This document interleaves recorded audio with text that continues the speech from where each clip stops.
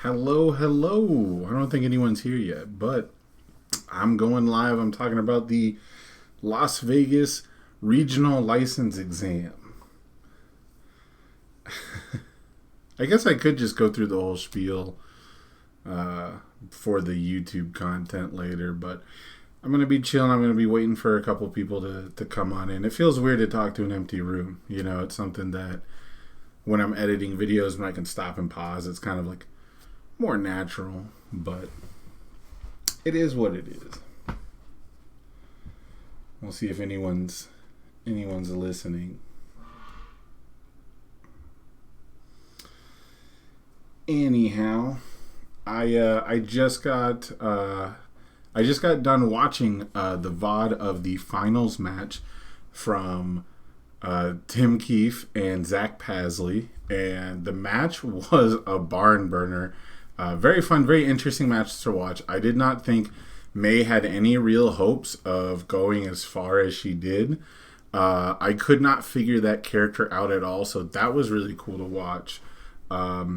It was tough. I really wanted to watch it on my phone in the convention hall, in the ballroom, but a lot of people were saying that they didn't have any connection either. A lot of people were having trouble with that, so that was kind of sad. I know that there was talks of like a projector coming in. You know, maybe that's something that for the next tournament will be solved, will be figured out. Hey, we got viewers in the chat. What's up, guys? Say hello.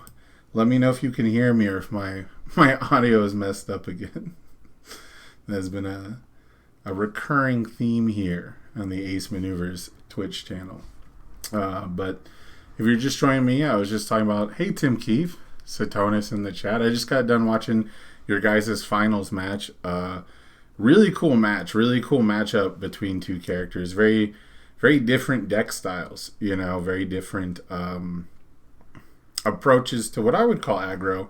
I guess I don't know if Zach would consider his deck like an aggro deck, but you know, I see a character that like accumulates a resource that gives card draw and speed and damage as like inherently aggro, right? She basically has two abilities that give stats, if you want to think of it that way.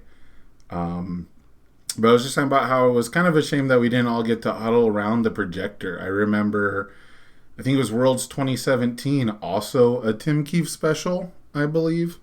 We had the big projector up there. We had the commentary with Sean O'Brien doing commentary, and that was really cool. That was a really cool feeling to be able to huddle around. I remember watching that with my friends Emerson and Chris Pratt, and we were, you know, just able to comment on the game the whole time. So that was really sick. That's the one, I think that was the one vibe I was missing. I know why they didn't want people to like crowd around the stream table. You know, they had the signs up, and for what it's worth, you know, we were kind of crammed around Bromley and Garrett. You know, Garrett always draws a crowd with his games. So I get why they don't want people to necessarily crowd around and watch the games like that, but having the screen up for us to huddle up in a crowd and watch would have been really, really cool. So hopefully that becomes, you know, a priority in the future. Other than that, I had a great time on the weekend. I am salty about my finish, just a little bit. I'm a little confused. Oh, we got a confusion on what I'm watching. I'm talking about the My Hero Academia Las Vegas regional license exam for the My Hero Academia card game. We just had our first in-person tournament here in Vegas. Satonis, I don't think I played that match great, especially dealing with the 5x action hand in game 2, but got away. You certainly got away with it at the end of the day. Yeah, I wasn't going into it with a very analytical mindset, you know, being removed from it, and it didn't go the way I expected. You know, when I was doing the commentary for the provisionals that I casted, by the end of the day, it almost felt like we could tell like what was going to happen next. There was a lot of commentary that was, oh, well, they could do, you know, this and then that, and then this and that would then immediately happen. The little bit of stream watching I got to do after I went home during the Top Cuts days to watch the stream and, you know, take a shower, change like that, I was blown away. Like the set two plays, absolutely. Like I had no read. Like the the all the different actions in all the different action plays when we played in Swiss rounds absolutely flabbergasted me. You know, it's the kind of thing in hindsight where I'm like, okay, well, of course, if you have, you know, Sugar Rush and Capture Evildoers at the same time, there's not much. There's not many plays I can make around that. So, you know, it is what it is. Actually, so hyped for the MHA Battle Royale. Oh, I'm not sure about that. I don't know what that is. I don't know much about the MHA. I guess that'd be the video games.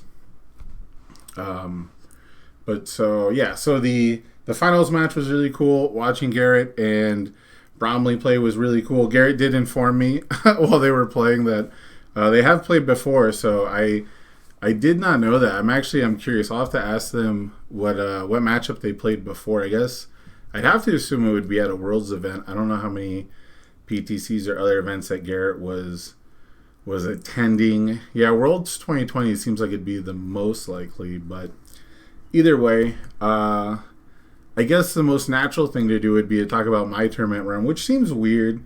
It seems very silly to me to do tournament reports for people that don't make top cuts, especially if it's not like a specific character or whatever, because I played Ochako 1, a very not solved character, but like a known entity in the format, and that's the main reason I chose her.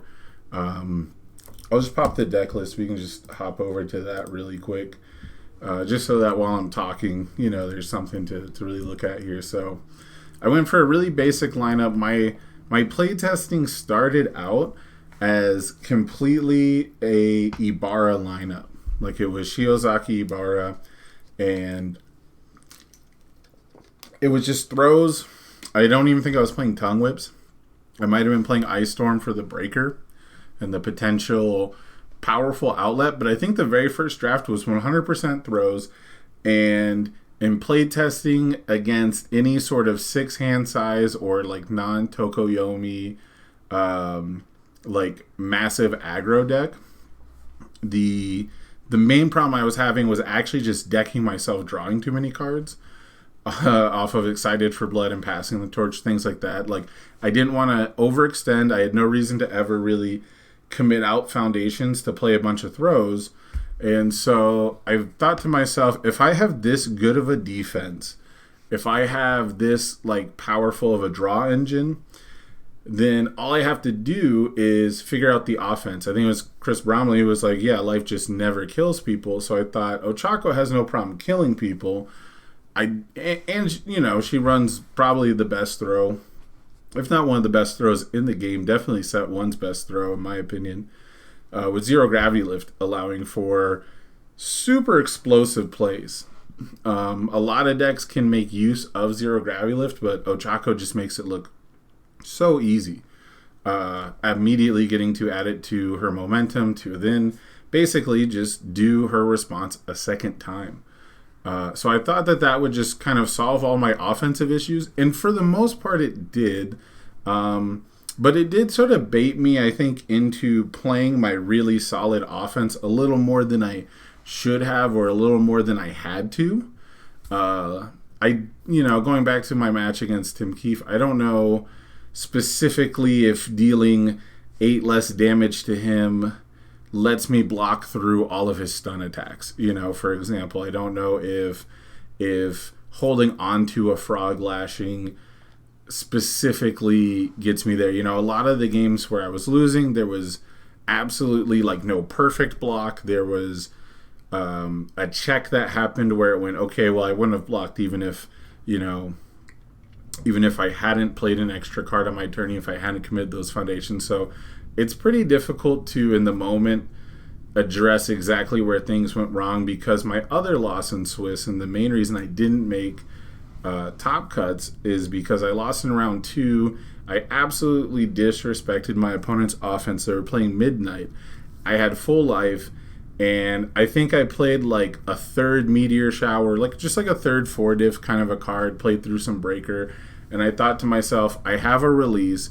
even if they play this, a stun attack sort of lineup at me, I'll be okay. And sure enough, I end my turn with just one release ready and thinking to myself, well, they probably just can't do 27. I have 2 amphibious tapped and a faith shield. All I have to do is get off a release and block with faith shield, and then I can probably block a second attack as long as it's not like something following a giant ice wall, which again, like ice walls starting to be slow. Yeah, and I think to myself too, if they're putting speed on the early attacks, committing those foundations to make sure I can't block, then they'll have to be playing like really high difficulty attacks. I saw a pillar swing in the discard pile, kind of a thing. And of course, Faith Shield into Amphibious, that's the main reason I think I ended up on the life symbol, like sticking to life or water. But so yeah, you can tell where this is going. The first attack that comes out is a 1.3 million, and I'm like, okay, they have a much better chance of dealing 27 now. And I think I had built 6 on my first turn, or I definitely built 5 on my first turn and just the one release on my second turn. So I actually had 6 foundations, which is kind of a lot, considering the amount of attacking I did. So he stuns out the release immediately, and I'm like, okay, things are going to go wrong pretty fast. And he commits his character, and I take 6 damage, and then he plays a home run comet, adds it to momentum, gives +2 to the powerful rating. He has a stronger in darkness out, so that's 8 damage. If you're following along, we're up to 19. I have 8 health left, which means 1 home run comet does it, and he can tap the stronger in darkness now, because now it'll be powerful 4. It'll be 8 damage natively. He can just tap stronger in darkness for the speed that he needs, and that was all she wrote. Going into game 2, I was like, okay, I'll stay as Ochako and I'll just go first. And he sided into Ochako 2. Now, I did not expect that, and so I did not side in my ultra compressed weights. I did not side in pretty much any of my sideboard cards for that. I was just like, okay, I think I can win this going first. I just have to play a little bit more moderately. The biggest thing about Life Ochako to me over Chaos or Air is I feel very good in my long game.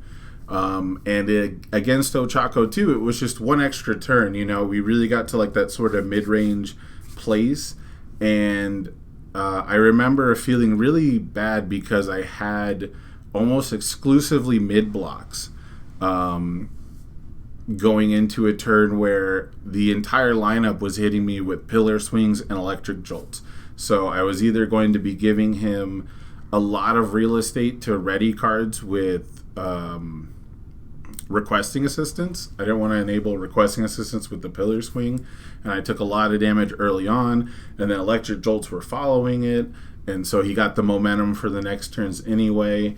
And yeah, it's just one of those things where I really needed to play better in that game 1, because if I had the game 2 to give, to adapt to the Ochako 2, and I don't know if he sides back into Midnight to go second, right? Like that could be something that gets me there. But if I just played a little more aware, because I was fine with poking and attacking my opponents down to like 8 or 10, especially 6-handers. If I can get them, to a place where they really can't leverage that health against me, I'm fine with that, because I have powerful tools against being turn 2'd. Now, of course, the thing that makes that, the thing that invalidates that really quickly is stun. So stun decks are becoming more and more popular. There's a little more stun attacks to fill things out. Capture Evildoers plus Giant Ice Wall was something that absolutely caught me with my pants down. And again, it's there's only so many things you can do to prevent it. You're staring at a stun attack already. You're already deciding what is the 1 or 2 things you're going to get to do this turn with your foundations are. And so it'll be interesting to see if maybe like I went from 1 to 2 someone with style, at the last minute, specifically for aggressive purposes. I think the deck was like 61 cards at the time. Yeah, it was 61 cards. I was like, you know what? I'll go up to 62 if that card helps me offensively. That was something that I had really wanted, was to push my offensive resources a little bit more. So I running into the stun attacks that I did, I was really happy to see that as often as I did. There's actually a game in Swiss rounds where I played against Ben Lambright. He was playing May on the all symbol as well. And there was some nasty stun combos coming down on me there. Stun 1 was relevant because Hero Killer actually kept taking away my foundation. So that was a really interesting game that I played. Game 1, I believe I won the die roll, but, you know, tried to do my cute little I'm going to poke you pretty good shtick. Ran into some issues with control checks, and that was all right. But on my second hand, I got clogged with like 4 attacks, plus Ultra, and 1 foundation, and he had 1 Hero Killer left. So I had just been blown away to like 0 foundations from Hero Killer responses and released to block attacks that were being pumped by May, and blowing up my Someone with Style to deal with the stun. So again, I can just block like that 1 or 2 really big attack. And going into a turn with 0 foundations, 1 asset, and knowing that the 1/0 diff I'm going to build is going to get destroyed by Hero Killer if I don't stun it or make him committed or, you know, whatever. I decided to throw a 0 gravity lift, check to 3, and it was, you know, pretty much on to game 2 at that point. Games 2 against Ben, you know, I just drew very well. Like there's very little to say when it comes to Ochako. There was early throws for good pokes, bad blocking decisions, you know, that you have to make. It's one of those things where whether you block the gravity lift or not, you just don't feel good about it.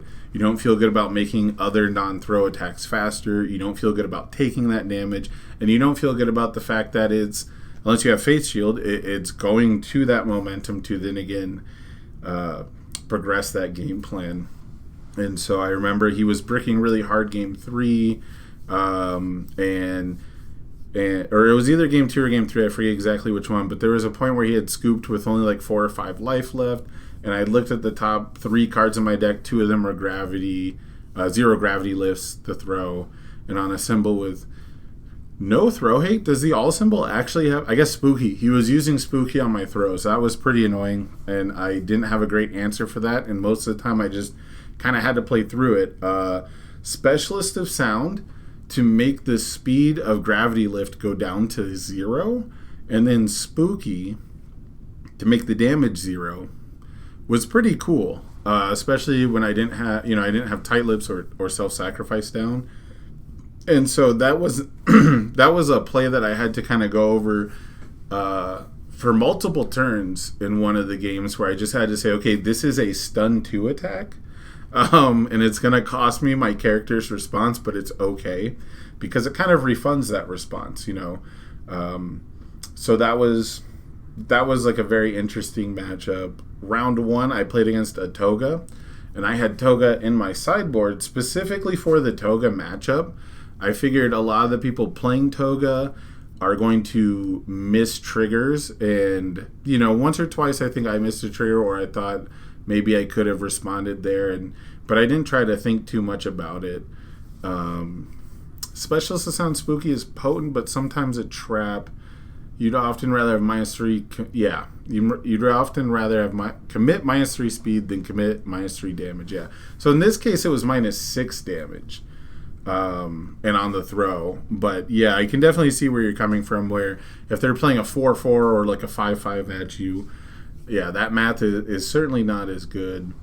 And it's also really nice when they just have a naturally like high damage attack, and you're just fine with switching it to like a normal damage, right? Like if they just have a normal speed attack, and you can sometimes get more out of it from decks that are going to invest. Like, if I was playing the home run comets, then that was probably going to be something that works more to my advantage later, right? Like, if I have an attack that I can blow up to like a huge number, just making him waste the spooky on an early throw would definitely be a play I could make. However, I had taken out the home run comets, and we'll start talking about the deck list, I guess, since I've had it up for a minute. Anyone could have read it if they care so far, but so the most important decision was I didn't have a cutthroat offense. I was very much just okay with outlasting opponents and just being the throw deck and having a good Mineta 2 matchup, and that was something I as a player am cool with. If my offense is really that good. And I just didn't think that the current throw offense was really that good, and I really relied on that Toga sideboard against face shield decks. I like that Toga still pings you for one, still gets to filter and draw, isn't like reliant on clearing the card pool with that response. So like into the face shield matchup, not relying on Creeping Vine Enhance to go through was super important to me, and so I felt like Ochako just had the best chance at being able to slot a on-rails offense, an offense that just kind of tells you how to run itself. So, we got a first-time chat from Nezuko Gameplay. Hey, what's up? How you doing? So the Ochako was definitely like, let me make my offense as simple as possible, and I'm going to put all of my mental energy into playing defense. I'm going to free up all that compartmentalization for slotting against my opponent's offense, right? Like trying to read what they had. And so early in the day, and against decks I have no experience against, I was very, taken off. Like I was thrown off my game with like the Midnight's offense and things like that. I think if I had just thought about it for a minute, I would have thought, okay, what are all the cards with a lot of keywords? Not just what are the cards that do a lot of damage on Chaos, right? And so that was definitely a big part of it. Another part of it is I think people are sort of expecting Ochako to play a certain way, and I wanted to feed off that reputation. I wanted to abuse the fact that people are expecting me to attack 2 to 3 to 4 times a turn, and thinking that is like what my the turns that I have to win, I guess you could say, that I have to like sort of OTK or get really close to it, but instead I was okay with the fact that they would take free damage from my pokes because of that, and then I could just play out passing the torches and a bunch of defensive cards. So I felt like the life symbol was the best for that kind of game plan. In retrospect, I wish I had just made a Toga deck, because the biggest problem for this deck was definitely sideboarding. Toga doesn't actually use a lot of these attacks super well. I was siding out Amphibious Ambush for foundations a lot of the time. I was siding in Capture Nets a lot just for the zone mix-up. I felt that a lot of my wins came from people just having high blocks against low attacks and vice versa, or expecting me to recur a Meteor Shower or a Frog Lashing, planning around that, and instead recurring Tongue Whip. Tongue Whip was definitely my favorite attack to pick up with Ochako's Enhance. And there was 1 or 2 games where my opponent had revealed a card that they were adding to their hand, whether it was from Destined for Mainstream Success, or they had added a card from their Momentum to their hand that I had previously taken damage from. And because of that, I would change what I had to pick up. I was very lucky in one game. My opponent used a Destined for Mainstream. They revealed a +1 low block that they added to their hand, and it was the Enhance right before I picked up a Tongue Whip, and instead I picked up a Frog Lashing. And so we had the zone overload in that game. So there's a lot of really cool little interactions. There's a lot of things that like Ochako can abuse, but I think Toga can abuse things in this format the most, the least not being throws. But as far as the attack lineup goes, 4 Meteor Shower seemed pretty, normal, like a canned offense. I don't really like this card a lot because I think it's only super useful late game. I almost never want to discard a card in my hand for this attack. Most of the time I had other attacks, and when my opponent sees me not picking up the Meteor Shower, that can be sort of a tell. And so, just like a weird decision tree. There was a lot of times I picked up a Meteor Shower just by committing Ochako because I'm like, well, I need the speed. I'm going to pick this up anyway. Might as well save a card. In those kind of games, you're either super far ahead or you're super far behind, and you're kind of, making the choices that are just available to you. When the only thing to do is to commit Ochako for the speed to win right now, that decision's not a bad one, even if it's not the play that you're putting it in the deck for. Excuse me, Zero Gravity Lift, that should be pretty self-explanatory. It's just like Ochako response. Again, it's a throw. It's a sick card. It was chosen as a regional foil for a reason. Frog Lashing, this is kind of why I was going to play Ochako in the last event. When I played Tokoyami, I actually played Tokoyami at a regional because we didn't put the Ochako deck together, and I was originally going to play Ochako because I thought Ochako with Frog Lashing just had insane aggro potential in a world without Faith Shield. And I like that it still gave me the breaker back that like you lose from not playing Naval Laser Beam. And it just let Ochako do super, super unfair things on both the air and the life symbol. And I got that idea from actually playing against Nilmerg, who I've met through like Tam's stream or Tam's Discord and things like that. So she's one of the newer players. She was cosplaying Ochako at the event, and she was just like breaking my back with Frog Lashings. And so I'd wanted to play Ochako Frog Lashing for a while, meant to play it in the last regional, and I think I would have done a lot better playing in that last regional just because Face Shield is a thing and because of the new action, the set 2 cards. Tim Keefe, did you consider back Alley? It crossed my mind. I had seen people talk about it, think about it. Yeah, I think I got fooled because I was playing Overhead Reversal. And Overhead Reversals enhanced to build the 0 diff committed, field kind of lackluster, and I felt super tight on my 5 diffs. I never actually tested with Back Alley because as soon as I tested with Tongue Whip and Amphibious Ambush, I had it in my head to play a ranged package. I don't like Amphibious Ambush normally. Losing to it feels very weird. It's not like a common occurrence where like the Amphibious Ambush turn is the one that like scoops me up. It's usually the one that like sets me back, is super annoying, allows my opponent to chunk into me, but it also usually allows me to put them in a backswing situation if it's not like a Froppy one playing it. So yeah, I definitely should have tested with it more, but I had such good experiences with Amphibious Ambush and Tongue Whip that I kind of had the blinders on. It was getting close to the event, and I didn't want to go out to test a bunch of different lineups. I wanted to get practice with this lineup, if that makes sense.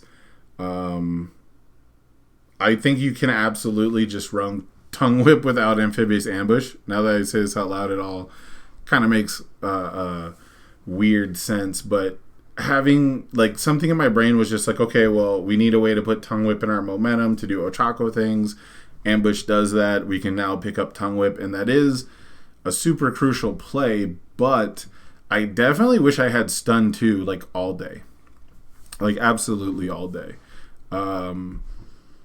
Stun 2 would have been like revolutionary for the lineup. That's one of the reasons I cited in the capture nets. There were so many decks that were not playing defense that got to win a game going first that they absolutely would not have won going first if I had had just a stun 2 somewhere. If I had had a shock treatment, even kind of a thing. I remember thinking at that time, that's when I wish I was playing the air symbol instead of the life symbol, because the air symbol can kind of jump on those tapped out decks, those decks with just like generically bad block modifiers and no real tricks, no real defensive, no cardboard capoeira they can do. Yeah, and the really good stun hate are on symbols that are just a little bit kind of slow. I stunned into It Can't Be Fixed multiple times when I had the capture nets. Just to like get it out of the way now. I definitely wish I had just had the stun. The extra draw was cool. Funny story about Back Alley. In my round 1, I played against a Toga. And I have Toga in my sideboard, and I figured, okay, I win game 1. I'm going to side into Toga for the mirror so we can do the response battles and stuff like that, and I figure I'll come out ahead. And in game 2, my opponent sides into Monoma. And Monoma copies Toga now, so I basically just made him play the same deck he was playing, but now as a 6-hand size. And it took him forever to deal damage to me because of things like Face Shield, because of things like Wall Cling, stuff like that. And so the only damage I took from the Monoma was because I thought his foil Haymaker was a high attack. So I literally had 2 Face Shields in my hand, and I'm like, I don't want to waste a Face Shield on this. So I drew a card, or maybe I looked with Observant, and I saw it was a Gravity Lift, and I was like, man, I can win this game later. I don't need this Gravity Lift anyway. I can win with any attacks later. I'm in the driver's seat. And I drew the Gravity Lift to block the Haymaker. And then he's like, cool, so you take 3? And I'm like, wait, what? And yeah, I thought Back Alley Haymaker was like a high attack for a very long time, including looking at one foiled in front of me. So that was a little rough. That was a little salt-inducing. But again, we were in the driver's seat. We didn't punt the game. Everything worked out fine. I think I ended the game with those 2 Face Shield in my hand. There was a lot of games I ended with 2 Face Shield in my hand. One of them I think was against Tim Keefe because I couldn't block with it, right? Like there was games where Face Shield was either in my hand and I lost because it has a +3 block modifier, or they were in my hand because it was an integral part of my mentality that this deck can go long, that this is not necessarily an aggro Ochako deck, that this follows the normal conventions, I think, of the universe's system, where my deck needs to win in one turn sometimes. My deck needs to have a plan for multiple turns sometimes. You have to have an attack lineup that can be okay just attacking once. You have to have an attack lineup that's okay with eating a Faith Shield, eating a Breaker, and not attacking after that. And you have to have an attack lineup that rewards you for attacking 4 or 5 times, because sometimes you have 4 or 5 attacks. So that was really the concept for me, was the Toga deck that I still want to work on, and I might try to take to Orlando depending on how good the testing goes and if these DLC cards can add anything to the Toga list. But the aggro decks, I guess, of the format, the decks that are really like all in on winning with just offense as a strategy, which there's almost no deck that's purely offense in their cards. Like, don't get me wrong. There's, every deck is playing like a -1 damage or a -2 speed somewhere. Summon Dark Shadows can be used for bonuses to block with.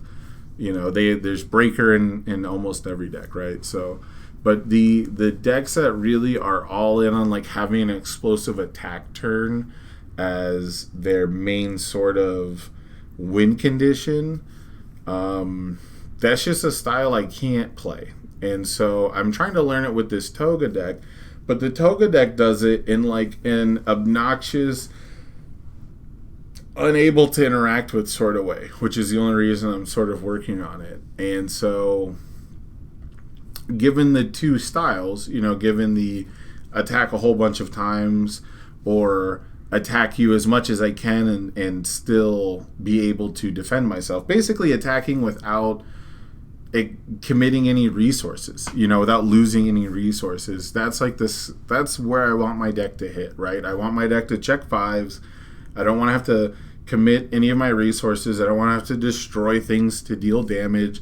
I don't even really like committing Ochako on my attack turns. If I'm committing Ochako, I really want it to be like to kill you, not just to poke you. And that was definitely a mistake I made a couple times when I felt like I was under the gun. One way to look at it is it's usually good to be able to blow out games, and blowouts generally mean either an early aggro win or a full wall out. Most good decks can do one or the other. Yeah. I think your deck, if your deck can have the capacity to do both, it might be folly to think that you can't, or like I don't know. I really do try to have the potential to do either one, I guess. And it's just one of those things where, how do I put this? Because it's dumb to say your deck should be able to be a wall deck that also can have the greatest offensive turn at any given moment, because you can always just build better aggressive turns. But just the way the system is, the way that playing attacks works, and the way the card pool works, progressive difficulty, it really seems like you have to be able to jump on any opening your opponent gives you. You have to have like some lineup that can do that. And that was the problem with Ibarra. Like playing 16 5 difficulty throws or whatever it was, was just not a lineup that could pounce on people, even if it gave me 5 attacks. The likelihood of being able to play all 5 of them, even ignoring progressive on one, was not satisfactory. But I think most of the time those wall decks find that opportunity where a very lackluster attack turn is now all of a sudden the one turn kill. And that's what I'm always afraid of losing to. That's exactly what I felt like I lost to in my second round. And my first loss of the day was one where I just went, okay, well, if I absolutely disrespect my opponent, what's the worst that could happen? And of course, like any deck at any moment can draw its bombs and check fives. And I was just kind of, going, okay, it's early in the day. What's the likelihood it happens to someone going second? And it absolutely happened to me. So, attack. There's just some attacks that are just real big, Frog Lashing and 1.3 million, and Pillar Swing starts at 8. There's so many. Like even in this lineup, the 4 diffs can be swinging for 6 damage very easily with almost no input. And so it was really easy to string together attacks. It was really easy to end my turn with all of my foundations ready. And most of the games where I didn't end my attack turns with all of my foundations ready were, of course, the games where my opponents were able to take advantage of that chink in my armor, prevent me from blocking with Phase Shield, which was the biggest combination on defense. The most suffocating thing was having Release and Amphibious and a Faith Shield, because that was going to, stop really fast attacks and long strings from getting in there on me. However, I didn't face any Ochako 1s. I only fought one Toga. I fought one Todoroki, which wasn't even playing throws. He was just playing like all of Todoroki. It was a Todoroki 1-dot. It was William Bowers. And it was such a weird deck to me. I was expecting like tape swings and throws. He actually cited the tape swings in only in game 3 after he won game 2. It was super strange, but it threw me off guard. He won a game because I kept taking the 3 damage flash freezes as Toga. And then I was at like 12 health and I ate a huge ice storm with 4 attacks in my hand or something. It was super weird. But like I didn't face anything that I thought I was going to face. Except maybe Tokoyami. And that's the kind of matchup where I never win in testing. It just, I just can't check a 5 to block. I go too far on offense, eat all the breakers, like don't want to ever poke him. And then I see he's committed and I'm like, maybe I can poke, and it's always a mistake. I think the other Fire Tokoyami that topped is local to Vegas, or at least I played him like leading up to the event, and I just remember he played all 4 Summon Dark Shadows and then a Sugar Rush at me in one turn, and I was just like, damn, this is how it feels. This sucks. So I probably have to work on my mentality going into the Tokoyami matchup, and I probably have to tech a little harder. I got fooled into thinking that Faith Shield has a positive interaction with Crow and Frog and thinking that that would help. That is not the case. Faith Shield, when you block a Crow and Frog, the Crow and Frog enhance is an assigned effect, so even when it flips face down, it is still assigned to that card, and so it still does not count towards progressive difficulty. This was something that we got wrong early on in testing, and even knowing it going into the event, like I didn't make any plays thinking that that would work on the day of. I know that that was not good testing. I know in the back of my head, I went, okay, I have a trick against Tokoyami, and then I consciously unlearned it, but did not detach it from the Tokoyami matchup. So that's definitely something that I'll have to look at for matchups in the future. Faces, yeah, it's a free forcing surrender. Yeah, it's pretty rough. Yeah, other than that, the attack lineup is pretty basic. I don't like I said, I don't like Meteor Shower that much, but it did its job. Do you play in real life or online or what? So the event I'm talking about was the first in-person regional license exam, where we did, so we played here in Vegas. I live in Las Vegas. But we do play online a lot. There are webcam games. There is a webcam community. There's webcam weeklies. The unfunstuff.com boys over in Florida, they have regular webcam weekly games, and they are doing one of their content. What is it? They have, I think I'm getting too confused. Tamarin Cardwell has a monthly tournament on webcam for his Patreon supporters. And then there's webcam weeklies for the Unfun Stuff guys. Then there's webcam weeklies in the official Discord. There's lots of communities all over the U.S. The game has finally made it, I believe, to Europe. It's coming to Australia soon. But there are a bunch of communities for playing in person as well. Oh, crazy. Never knew this even existed. Yeah, so it's a relatively new card game. It's been out for almost a year now. The second set just dropped. We're getting our second DLC, like 10 expansion. And then I believe the third set is on its way sometime in fall. Don't quote me on anything. I don't work for anyone. Yeah, Meteor's bad until it wins you those 2 or 3 key games per event. Awkward stuff. Very awkward attack. Again, it's so 4 high for 5. Like, it just... it's hard for me to like really like this card next to a card like Tongue Smack when I play it all day, but on paper it's like a million times better than Tongue Smack. It's very strange. By the way, Tongue Smack did everything I needed it to do. The biggest thing Tongue Smack did for me was make my opponents upset.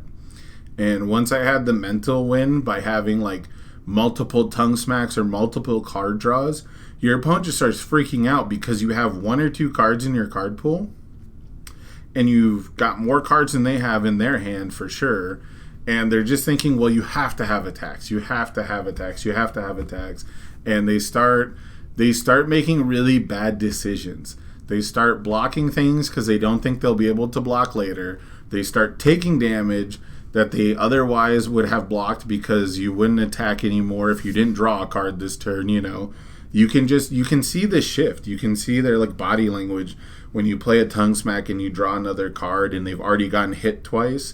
They just think there's like a barrage coming, even though I now have progressive difficulty and I probably committed my character during this, you know. I absolutely loved playing Frog Lashing before this because I could commit it, pick up the Frog Lashing, and it's very believable that I'm going to throw this Frog Lashing again.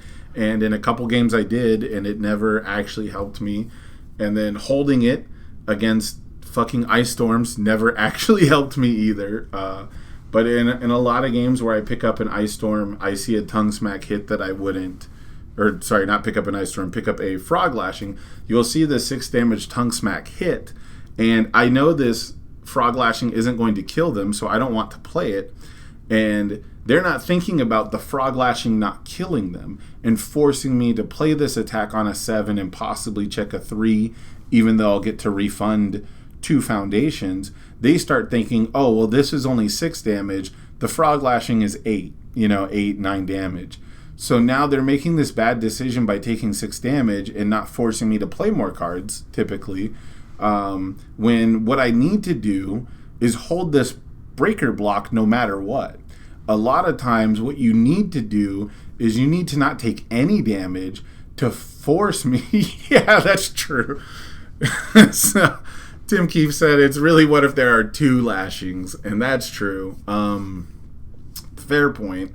If I'm picking up the 1 lashing before playing another lashing, yeah, that's pretty rough. Again, I think a lot of times I want to keep that one banked even though it is a better mind game.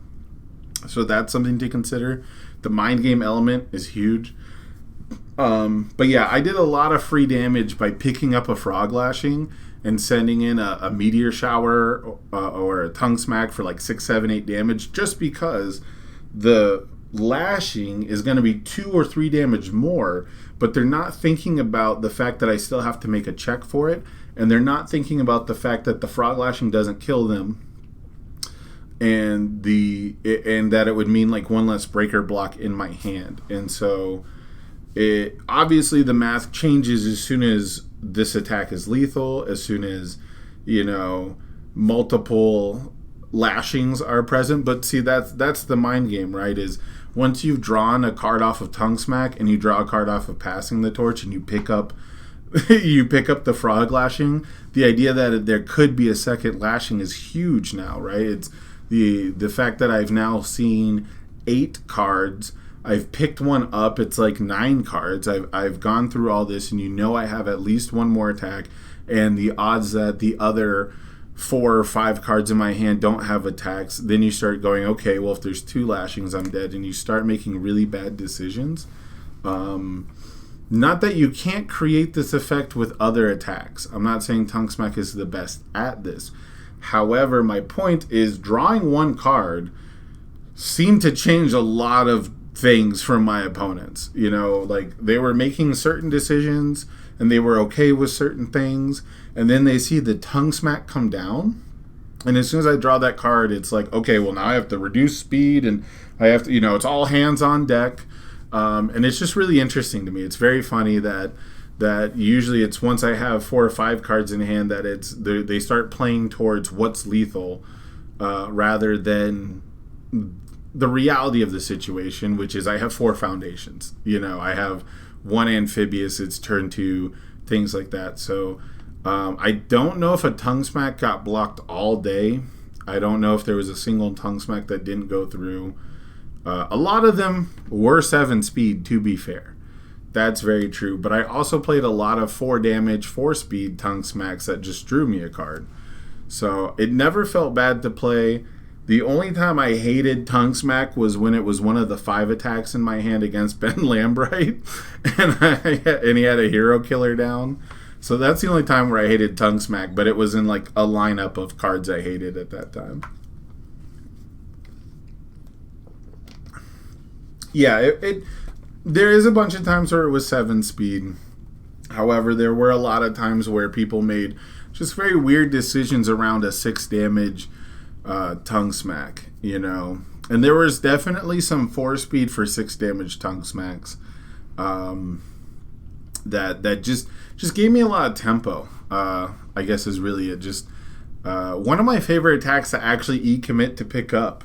You know, if I can play like one attack, respond Ochako, play a second attack, give it 3 speed, pick up the tongue smack, and I can play the tongue smack on a 5 for a 4 high for 6, draw me a card. That was really the sweet spot, and that was really the place where people were like, man, I could block this, but maybe I shouldn't. Maybe there's a bigger high attack. I think a lot of people were afraid of Home Run Comet 2.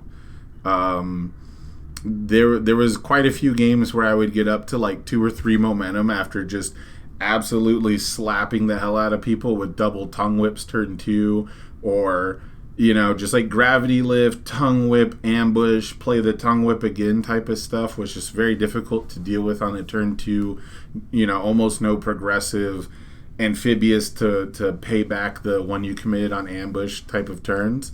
So, you know, that was definitely, I think people were waiting for huge high attacks, and this is, I don't think I sent a frog lashing for even 10.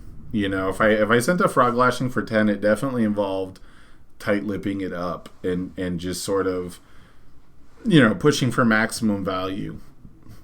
One of my favorite turns did involve using tight-lipped and self-sacrifice for +2 damage on like 3 attacks in a row, and they were all just like 4 for 7, 4 for 7. That was against an Ochako 2.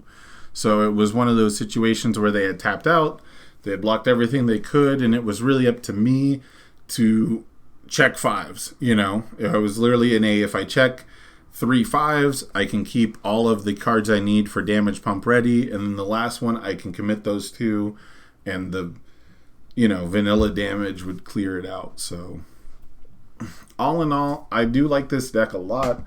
I do think that this character is good on all 3 of her symbols. She definitely has potential to just be like a meta monster. I don't know. I think the only real issue for her, and this is such a weird issue to have, is like she doesn't necessarily combine well with cards that use momentum, that spend your momentum super well, and that is something that's difficult for me to deal with. A lot of times it's just the one momentum, it's just a recursion loop. I think the better Ochako players out there, the people who really have a knack for it compared to my style of basically just living off of cards like Faith Shield, is understanding like where to have the excess momentum, like how to get to that point where you have momentum that you don't care about discarding because you might want to pick it up later. You know, stuff like that. Oh, see you later, Tim. Congratulations again, bud. Have fun with your raid. But so I think that was really like a challenge for me, not being good at playing with momentum and stuff like that. As far as the foundation base goes, it's just a lot of like little ticky-tacky stuff. Go by difficulty here. Excited for Blood is huge. It lets me play a super long game. It combos with my throws really well. Ochako's just really good at like touching you once per turn, you know, multiple attacks. It's hard to block everything that's coming. And again, you're really waiting for like the really nasty ones. So this with Gravity Lift, you know, guaranteed to get me in there a lot. The one of Rescue Completed came in at the end. It was a last minute addition. I didn't actually even test Ochako with it. I just remembered it being super important to my defense with Ibarra, and I'd missed it. I didn't have any other speed hate pretty much anywhere else. So I had to have that. And then, of course, it just combos really well once we up the number of tight lip to help our frog lashings. Faith Shield. We've got 4 copies of this. It throws a wrench into pretty much any game plan in the format. Pretty much any deck in the game hates to get Faith Shielded. So that's at a 4 of. I did actually use the enhance like twice over the course of Swiss to give an attack -2 damage because it was just going to get stunned out. I don't remember if I ever survived those turns or if it ever mattered, but it did come up. Someone with style. Again, this is actually a really good aggressive card. This is like a sneaky amphibious kind of thing, but also stun is one of the best, if not the best, offensive keyword. So that was something I was definitely scared of. That was something that beat me in the 2 rounds that I lost. So that's something I'm going to be looking for in the future, is how to sort of deal with stun a little bit better. Glamorous I love in Toga. I loved in Ibarra. Play much more copies of that to unflip my Excited for Bloods and my Wallclings. But for this deck, for the Ochako deck, it didn't seem quite as necessary. So we put it back down to a 1 of. But it's really cool with Capture Net. If people apathetic your foundations, there's 1 or 2 times where I got to play a Glamorous, play a Capture Net, just kind of counter that apathetic, and that felt good. Wallcling, I had 4 of for a long time. I put 2 in the sideboard at the very last minute because I just wanted less 4-checks in my deck. It worked out really well. I never really needed it. I played against no throw decks. I played against almost no jolt decks, and the ones I did would have stunned it out or shock treatment, to commit it anyway. And I still had them in the side for the 1 or 2 times I did see a throw. But I did like that spread for a 6-hander for this aggressive deck. Wealthy Aspirations. Without Electric Jolt, the Enhance I don't think ever really gets used. All my face-up momentum leaves my momentum when I use it anyway. But getting to get an additional momentum really early on for a plus Ultra play seemed really cool. It has a +1 low block, which protects you from Ice Storm because you can't block that with attack cards. So this got held as a block a lot. Blocks 1.3 million as well. Very important card. Just not really for the reasons that people might think. Just like a very niche sort of card. But it does set up Meteor Shower earlier than normal, I guess. Oh, man. As soon as I turn the camera on, my throat's super dry. Encouraging Training Partner. Now, this is one that I saw as a 4 of in a lot of Ochako decks. I am not going to assume it's because of the response. That just doesn't seem right to me. But I did see it used offensively really well a lot. And so I was ready to use it that way. But it is mostly there for me as a defensive speed reset. I did respond to gain health once or twice, I think, against a Toga. I never really got punished for that. I flipped it at least once to just have face downs for Frog Lashing, so those were always kind of fun. But all in all, this, again, it didn't come into play too often because the stuff that was punishing me the most was stun decks. Passing the torch, you got to have some card draw. Had this at a 4 of for a long time. When I added in the Someone with Style, I just traded it out just because turns where I drew a Passing the Torch and I already had one down didn't feel as good. Times where I was committing it to draw, I was getting beat by stun decks more. Decks that play 1.3 million, I really got to be able to play all the cards in my hand, to be able to utilize this. But most of the time this is a 4 of for me, and I think a big part of it is just the rate at which Ochako plays cards, and because Excited for Blood is now a thing, this is kind of just not as important, not quite as 4 of stably. Observant Student, it's one of my only deadlock effects. You are one of the only characters that can activate its deadlock effect, so I thought that was very important. The +1 low block again protects me from Ice Storms, and I like looking at the top card of my deck when I have cards like Excited for Blood and Passing the Torch.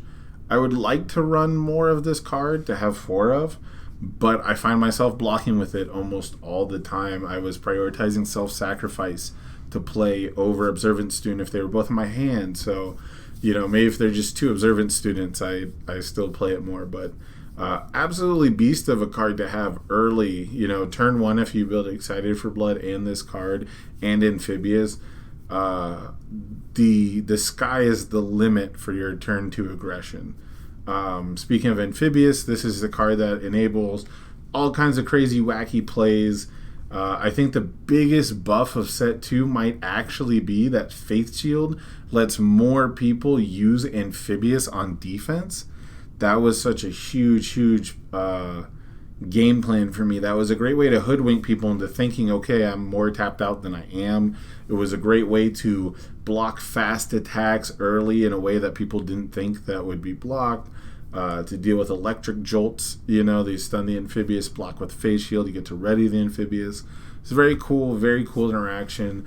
So sticking to the life symbols, sticking to what I consider one of the strongest defensive plays, at least resource wise, because again, phase shield is hosing so much of your opponent's offense, and then amphibious is like the cream on top, right? So this combined with rescue completed or against stun decks was super important. Self-sacrifice. This is a card I didn't really believe in early on because the rate doesn't look great. However, this card is massively important. It helps you stay out of deadlock, and it helps you mess with numbers. So there's a lot of times where self-sacrifice keeps you alive just because your opponent looks at the board state and goes, oh, I have exact lethal, if they don't ever self-sacrifice. If they don't use self-sacrifice, I have lethal, is something you're never going to look at and know unless your opponent tells you, right? Unless they actually play through it and just hope you don't notice or whatever. Or they just tell you after the game, oh, I had lethal, but except for the -1, man, But this card does a lot of secret work. This card was instrumental in punishing a lot of people. The repeated +1 damage really adds up, and in a format where there's just not a lot of that, or they're all gated behind some weird choice your opponent makes, a lot of them are 2 difficulty. And again, the Destroy 1 Foundation seemed like a huge cost when I first saw this card a long time ago, but now it seems like it's just one of the best ways to stay out of deadlock, and the +1 low block is huge. I have only 16, but 7 of them are +1 low blocks. So the deck doesn't block low as much as it blocks high, but it blocks low better than it blocks high if you look at the average block modifier there. Then we have, speaking of good block mods, we have Bonds of Friendship. I only have 2 of here because I just needed to have some 6 checks. I don't think I ever checked it when I needed a 6. When I played 4 of this in All Might 3 in the first provisional, I would check a 6 on a 6 like so often. I don't think I'll ever get to relive the high of needing a 6 to build my 6 foundation on turn 1 and actually getting it. So, but this is a +1 high block. It's a 6 check. It felt like it had to be there. I definitely missed a -3 damage on the Texas match like one time, but what can you do? When it was in my stage, the 2 times it was, I flipped it immediately for Frog Lashing synergy.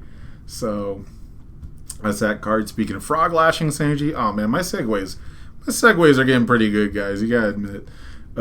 Tight-lipped was there to make the Frog Lashing lineup work. Again, this, life has a little bit of like a damage finding issue, and I'm not running the huge Kaplow, home run, comet, powerful type stuff. I'm not running Naval Laser Beam. Even Naval Laser Beam's one of the bigger attacks. You starts out 6, you can flip for 2 damage. Kind of in that tongue lashing, or frog lashing. Sorry, in that frog lashing zone. So tight-lipped, +1 mid block, also super relevant in a deck with Wall Cling. Super relevant against Ice Storm decks. So this was like a 1 or a 2 of before I upped the count on Frog Lashings and things like that. And really happy I did. I could see myself playing 4 of if I just bloat this deck up a bit more, but I think I'd actually really like to get it closer to 50. Just to, if I was going to stay Ochako 1, to make it closer to 50, just to kind of not fool around with as many middle attacks and just stick to like playing Frog Lashings and Gravity Lifts all day. And then Release. This was one of the all-stars of the deck. This was one of those cards that like your opponent doesn't want to spend their hate on. They don't want to seal it. They don't want to erase it or remove a irrefutable for it. Targeted committal on this card is rough. I had multiple out a lot. It was really good against stun decks, except for the few times where, of course, it's the only card ready and it gets stunned. But this was one of the better ways to deal with stun decks where you're like, okay, well that foundation did go away, but it's still going to count for 2 when blocking. So zero dip, and it's a high block. It's probably the main reason I have more high blocks than low blocks is specifically because I'm running 4 release, but only like 2 observant student, right? So this is one of my favorite foundations from the set. I think it's very fair. As a 0-4, it's rough to get through. I hate seeing it in my opponent's stage, but I think it's very fair. It sets you back on tempo pretty hard if you have to use it multiple times to survive a turn.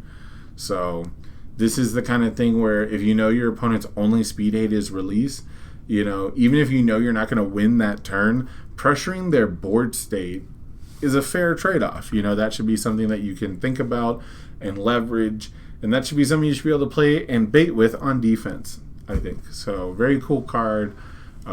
Deserves its 4-check for sure. Stray Sheet Cape as a 1-of. It's one of the only deadlock effects. I actually did get to use it. Was pretty sick. I think I just played 2 showers and picked them up. What can you say about that? The first enhance, I never got to unflip an Amphibious. I wanted to ready an Amphibious, then commit it and flip it, and like my turns were just never that complicated. My turns were just never like that 5-head to really think about and like get like that tricky with. But all in all, a very cool card. Then plus Ultra, I figured I'd just throw one in. It seems right. I get momentum, but I never once enhanced with it. I don't think I ever even successfully blocked with it. If I did, it was like a throwaway block that could have been anything else.